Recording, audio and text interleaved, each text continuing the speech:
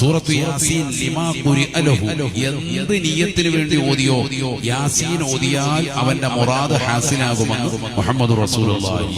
നമ്മൾ ബറാഅത്ത് രാവിലെ 3 യാസീൻ ഓതി. 3 ഉദ്ദേശങ്ങളാണ്, വലിയ ഉദ്ദേശങ്ങളാണ്. അവിടെ മാത്രമല്ല ഈ യാസീൻ പിടിപ്പിക്കേണ്ടത്, എല്ലാ ദിവസവും വേണം. كان النبي صلى الله عليه وسلم يقرأ سورة ياسين صباحا ومساء.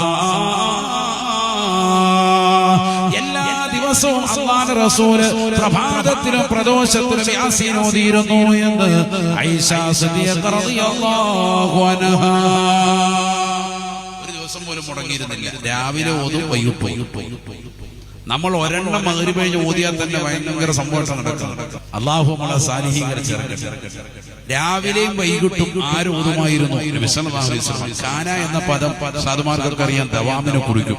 നിത്യമായി ചെയ്തിരുന്ന അമലാണ് നബി സല്ലല്ലാഹു അലൈഹി വസല്ലം. മുടങ്ങിയിരുന്നില്ല എന്നർത്ഥം. രാവിലെയും വൈകിട്ടും മുടങ്ങാതെ ഓതും. അപ്പൊ അത് വരണം നമ്മുടെ ജീവിതത്തിൽ.